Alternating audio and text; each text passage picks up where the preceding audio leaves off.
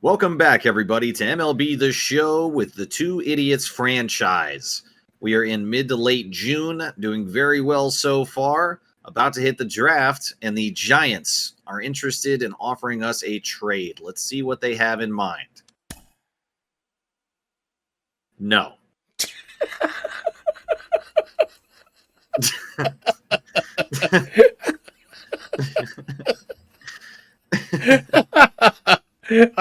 I look over and it's like, Jordan Hicks. I look over, Ian Happ. Then I hear you say, no. I don't think so. I think that if this would only make sense for us if Happ was really, really shitting on the carpet and we were struggling with starting pitchers as well. But getting rid of Happ, I think right now, there's not a need for it. He's been doing well. If you want to look at his player card, progressing in some good areas, hitting 271, slugging over 400. He's not having a career year yet, but he's on track to possibly do so. I don't think that Happ is the source of any of our problems, and there's no need for us to really, really go after an aggressive starting pitcher trade like this. No, and the thing is, we don't have another left fielder that's worthy of a spot. So, yeah, if we were to dump Happ for Hicks, we lose out because we lose our fucking left fielder. Yeah. So yeah, sorry, Giants. Bye. All right, so we dropped the first game versus the Mets. It's just a 3-game stretch at home before we take a road trip. Game 2 on June 22nd versus the Mets. Let's see if we can go our way with Jordan Wicks versus Sean Manaea. Dominic Smith in AAA, finger contusion. They got to stop flicking off the other bench. yeah, It's caused 2 injuries now. Yep. Bellinger and now Dominic Smith. And that sucks too, because Dominic Smith was one of those guys that was doing phenomenal. Yeah. He just had a 382 average over the month of May. Yeah, he was one of the AAA guys that's like all of a sudden popped up on our radar. And funny enough, Dominic Smith was on the Nationals AAA roster, and he played for us up and down a little bit in that franchise. So yeah, I guess he never quite was able to put it together enough to stay on with us. No, I mean, he performed really well in triple, and then when he got up, he was okay, and he didn't get a lot of playtime. He was a bench player for us, so when he did play, he was okay, but yeah, he just never really started smashing enough for us to put him on the everyday roster. Yeah. But we did take game 2, a low-scoring affair, 3-2. Look at that. He goes lots of extra base hits. Happ, look at that. Happ goes 3 for 3. Wow. We got 10 hits total, and 7 of them were for extras, either doubles, triples, or home runs. Pete Crow and Morel with home runs.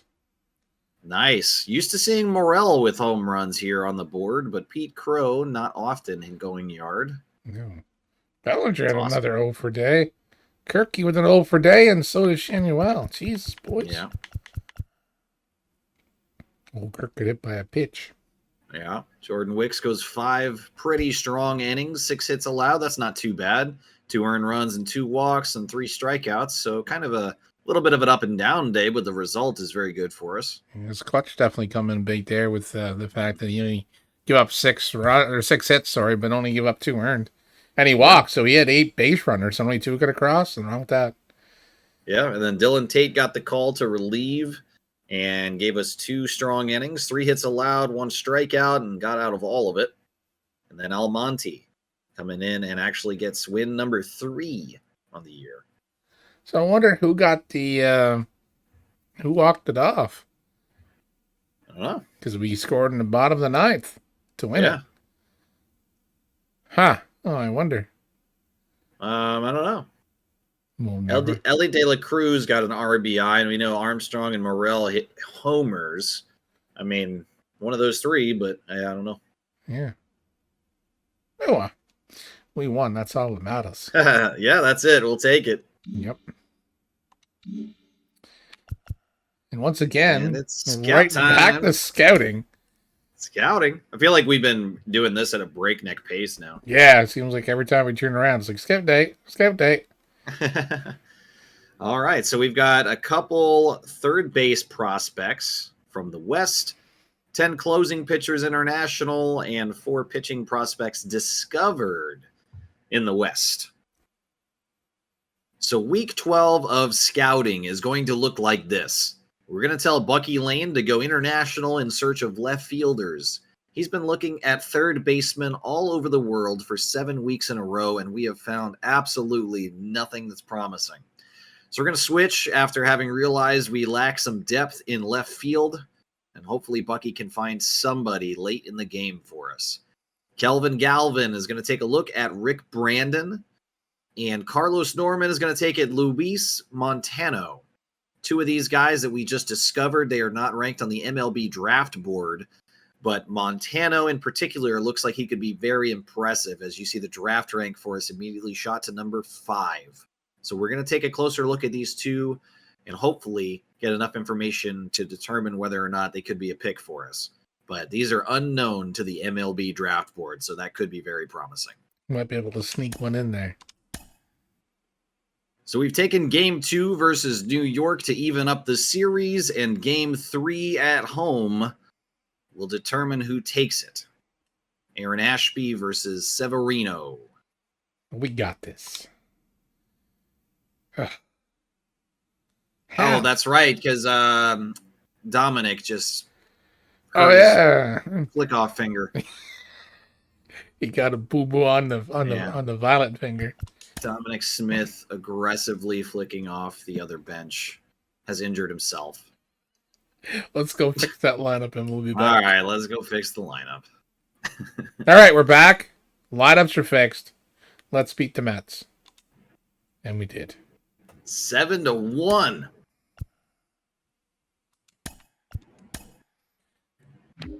Nice. Wow, Hap, 6 2 for 4. walks. Hap, 2 for 4. He's been slugging after they come after him. Yeah, been showing off a little bit. Fucking 283. Doing good. Wow. 6 walks, 10 strikeouts, so that's a little rough. Pete Crow with 2 of them. Yeah. Stone Garrett with 3 of them. Oh. 0 for 4 with three strikeouts. That hurts. Hap had a home run. Yeah. Doubles by Horner and Pete Crow Armstrong. Nice. Ashby goes 6 1/3 with 1 earned run, 6 hits, and 2 walks, 8 strikeouts. Wow. Yeah, very strong day. Pulled that ERA down a little bit more too. Yeah, good. Carl Edwards still in his thing. Yeah, 2 2/3 from him with only 1 hit. Solid outing. 3 strikeouts.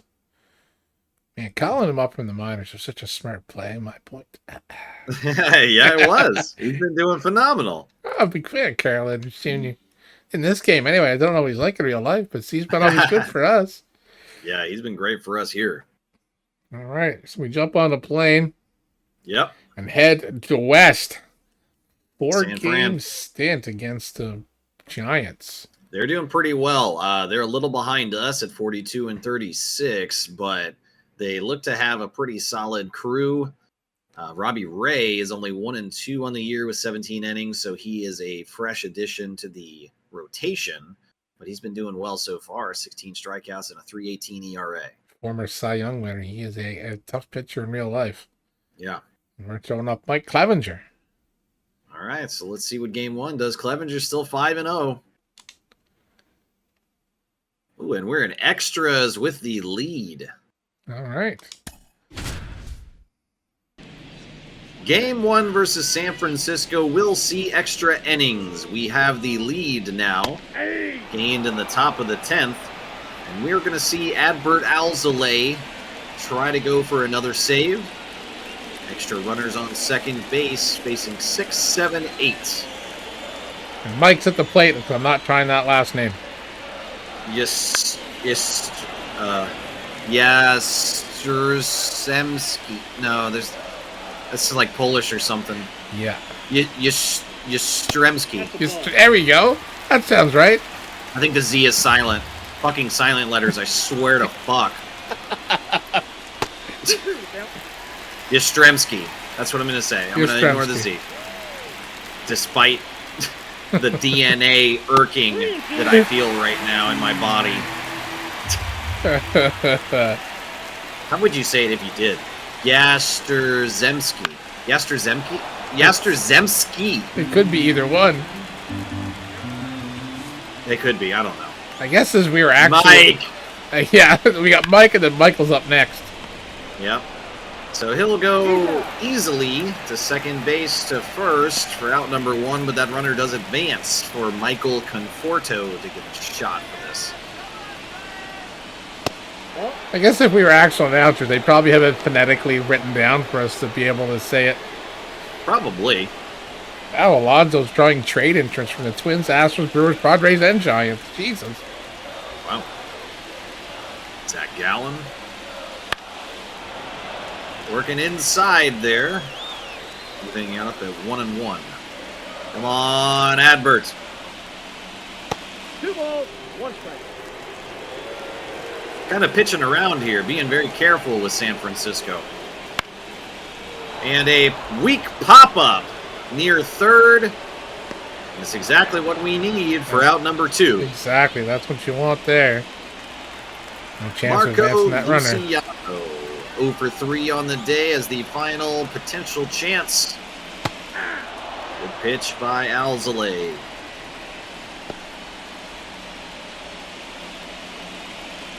Marco 0 for 3 on the day. Let's keep him over. Yep.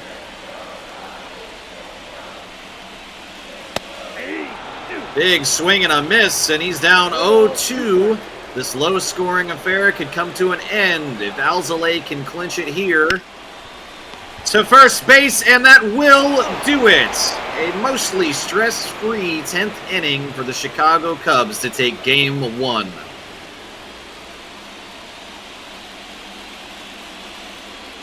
Alzolay has been so good for us, man. Yeah. Deli De La Cruz went 1 for 4. Samuel 2 for 4. Corner 1 for 3. Three guys with some bagels. Yeah. Canario, dude. 0 for 4 again with 2 strikeouts. Clemens, your 7 strong innings, 4 hits. Hell yeah. 4 strikeouts, only 1 earned, and then Merriweather and Alzolay come in and cleaned it up. Yeah, awesome. What's wrong with that at all? It's a good day from the pitching staff. Very good. Yeah, only 11 hits allowed between both teams. Very stingy. Pitching on point today, and Adbert Alzolay gets save number 27. Damn. So we are 8-2 out of our last 10 games. June has been pretty kind to us overall. We are on a 3-game winning streak after taking Game 1 in San Francisco. Game 2 is going to feature Justin Steele versus Alex Cobb. It should be a pretty good matchup. Cobb is another seemingly recent addition to the rotation for San Francisco. Only 17 innings played. Yeah, 16 strikeouts in 7 innings. Nothing to sneeze at. Isn't that exactly what the other guy was? Similar, yeah. He had 1 more inning pitch versus strikeouts. So weird. I think the stats might be fabricated. I don't know. Steele is going to pop over the 100 innings played mark with this game. Unless I just cursed him to only get 2 outs and give up, 8 or whatever and get pulled. Oh my God. We'll see. Don't put that juju out there. With that curse out there in the wild now, Game 2. Look what you did. All right, well, he pitched at least more than an out, so. Yeah, he pitched 5 innings. Yeah. Damn. Well, only 4 hits for the boys. When your 2 top guys don't get any hits, that's rough. Yeah. Morel had a good day. 2 for 4. The only 2 RBIs that we had. A double. Ooh, Dylan Tate gave up a couple. Yeah, he did. Justin Steele, that record's not looking as nice now, 10-6. But, it's just I feel like it's the matchups that he's been getting. He has not pitched bad. As you can see, we've got over 100 innings played with Steele, and his ERA is 3.7. That's very, very strong. Yeah. He's been, for the most part, very consistent. I think just there's days like this where the offense just doesn't back him up. Yeah, he's got the bad juju for offense. Yeah. Now, not to say that this was a great day. Obviously, he allowed 4 in. That's not good. No. So, today, if the offense, scored 3 or even 4, it still wouldn't have been enough. But by and large, Steele has been pretty strong for us. I think 10-6 as his record is just slightly misleading. But our offense has been so hot and cold, so it's hard to tell. And Canario, fucking another day. He's in right field now. Put him in right field, and he still can't fucking hit it. .66066. We need to. How low can you go? I don't understand. What's he doing playing 2 games in a row? I guess they just rotate him to the outfield to give the guys days off. Yeah, he wasn't in right last game. No, he center last game. Look at Elliot Cruz home for 4 again. Yep. We got Matt Mervis playing first. Nervous Mervis. Apparently.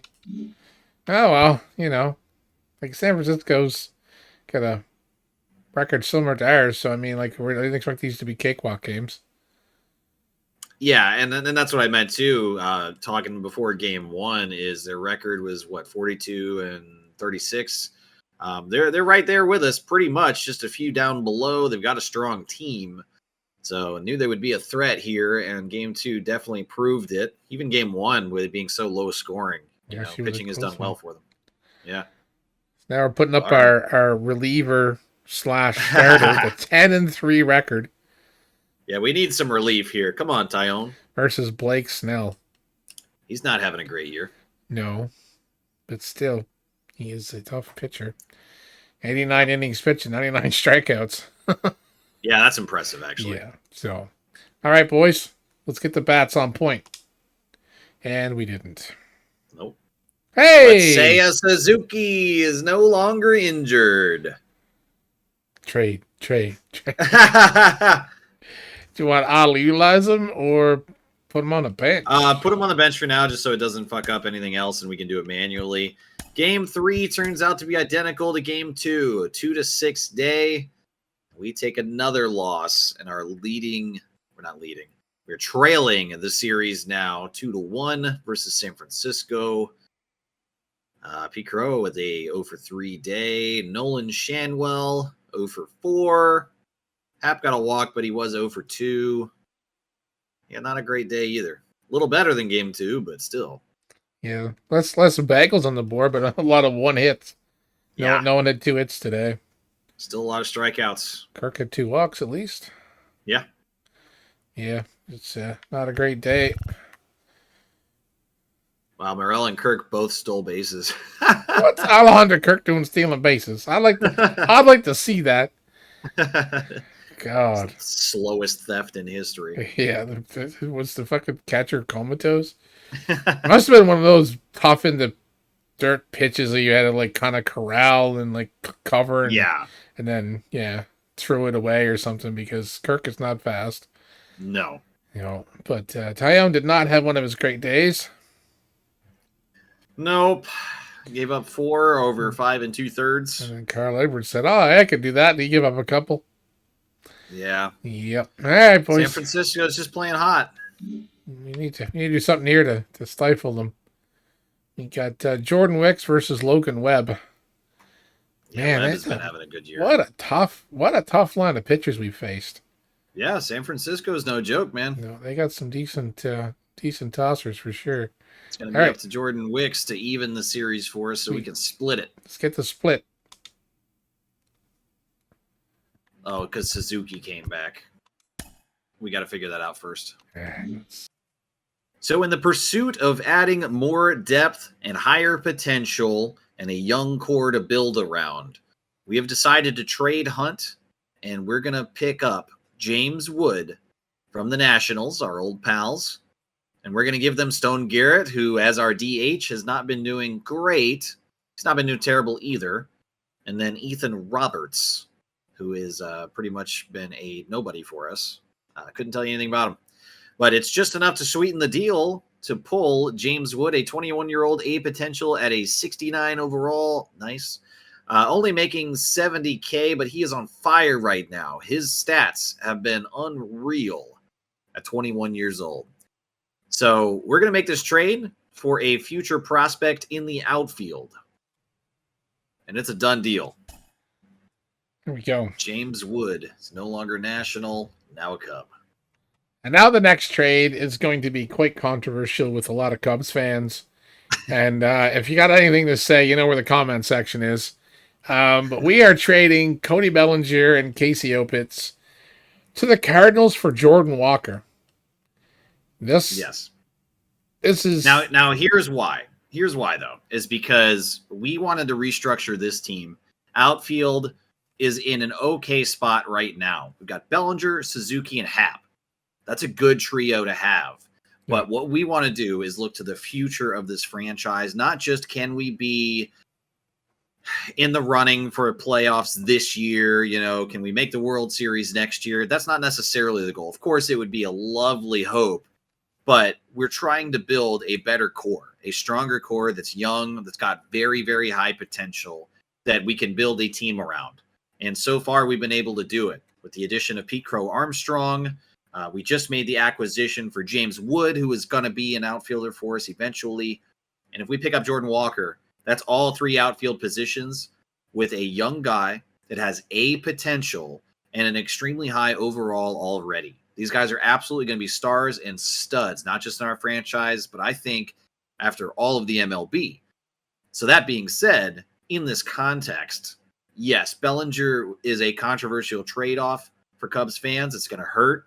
But I think to start young with a higher potential that could be better and a near overall match right now, I think that this does make more sense than some Bellinger stands would contend for.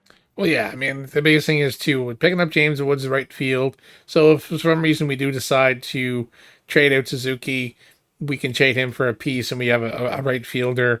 Jordan Walker could go from DH back out to left field if Happ gets injured. Like, there's some pieces, and Pete Crow has been playing phenomenal since he came out off the bench to fill in for the injured Suzuki. So this definitely makes sense, like I said.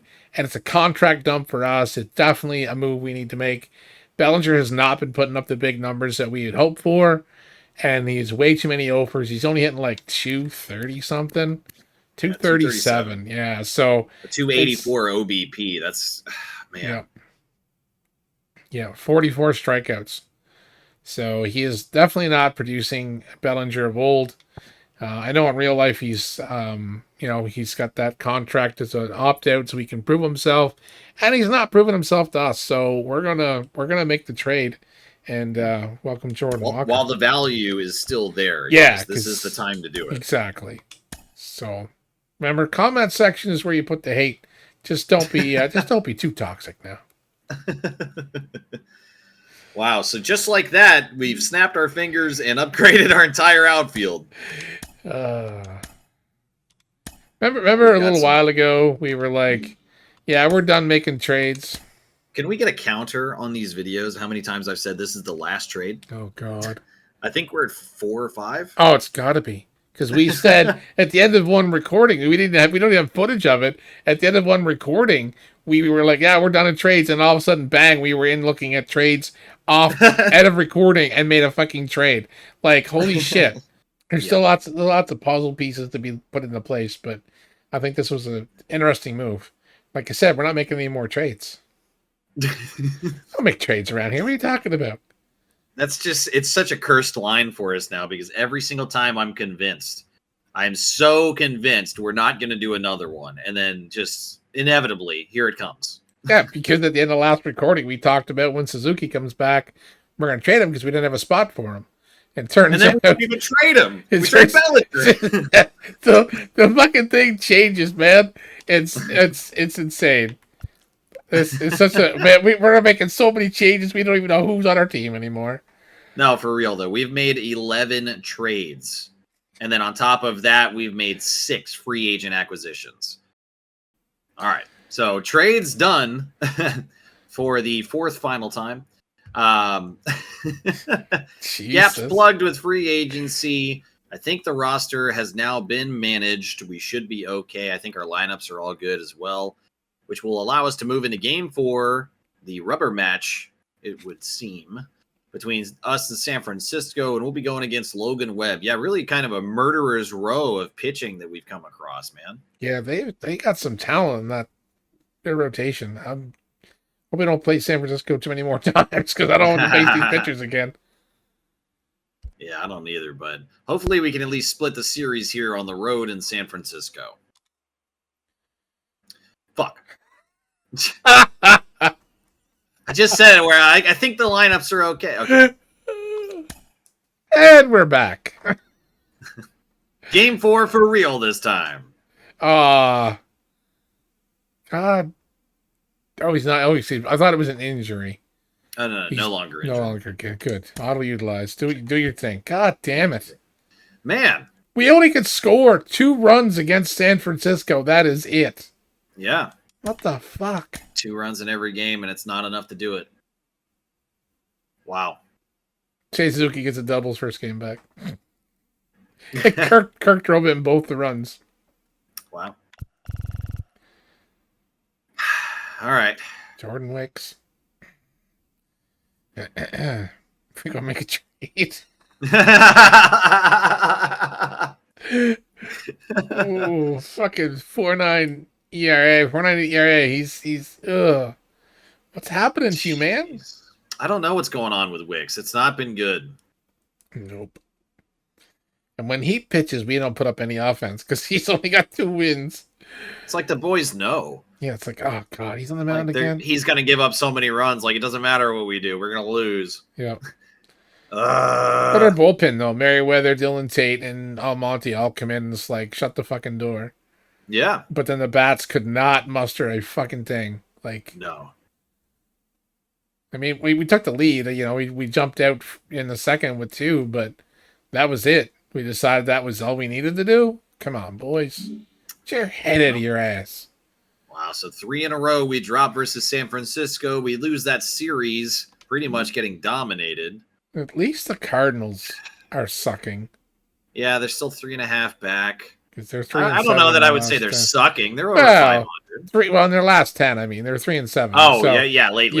Yeah. So they've been struggling, and the only other team that's been playing above 500 in the last 10 is the Brewers, and who's we're playing against now.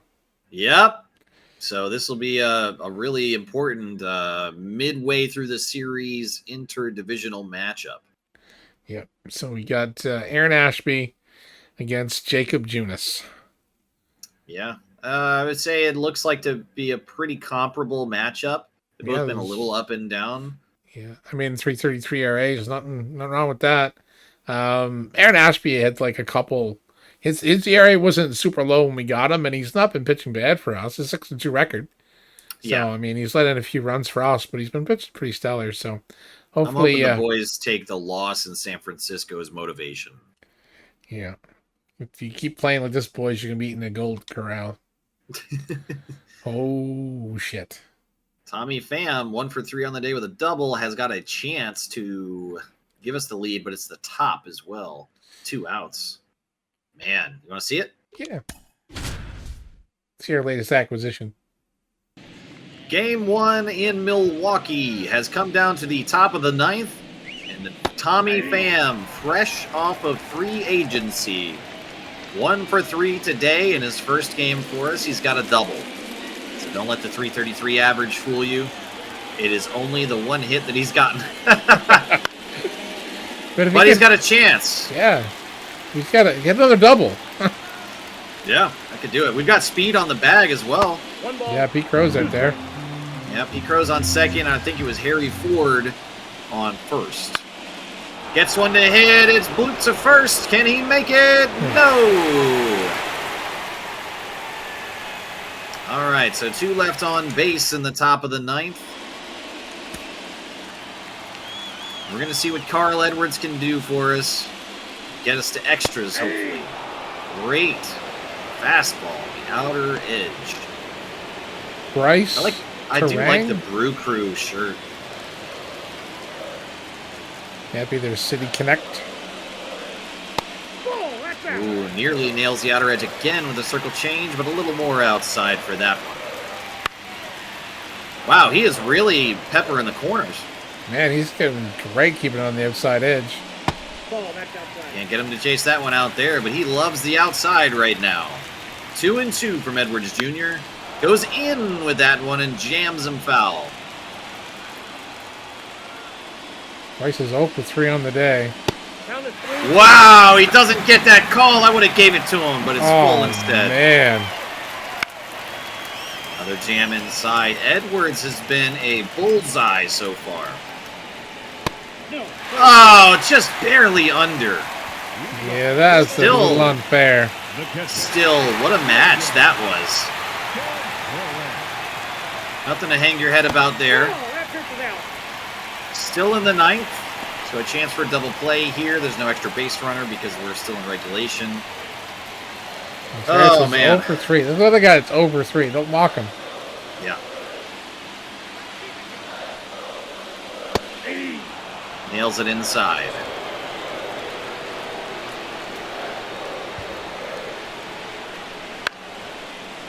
Another great pitch. Edwards Jr. ahead now, 1-2.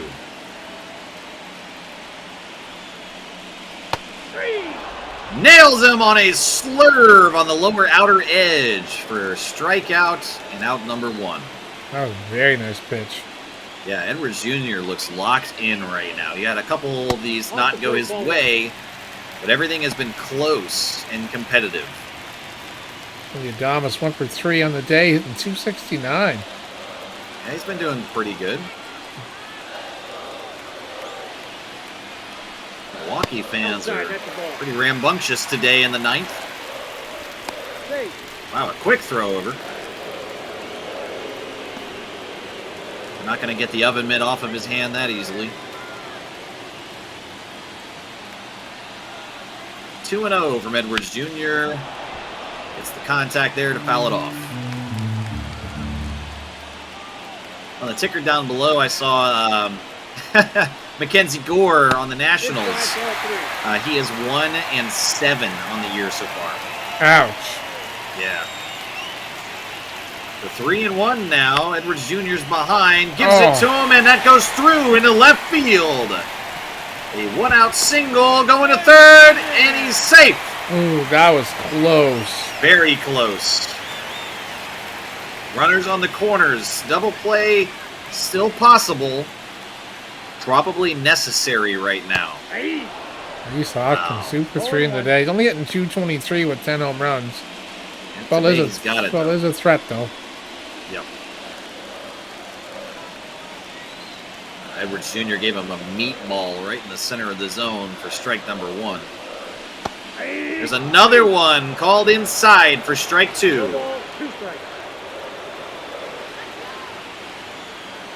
Strikeout, shallow pop, or double play.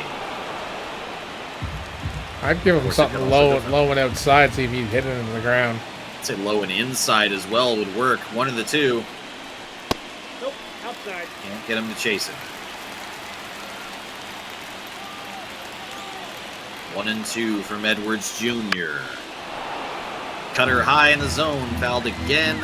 This will be pitch number 23 in this inning. Can't get him to chase that one. Edwards Jr. in some real trouble here. Got him! Another slurve that breaks extremely well on the bottom of the zone, and we've gotten enough out of Edwards Jr. We're going to pull in Merriweather. 43 ERA. Does really well against righties, not so well against lefties. Got to figure, yeah, thought it was going to be a righty matchup based on that, and it is. We need 1 out from Merriweather to keep this game going. Can he do it? Slider gets the first strike.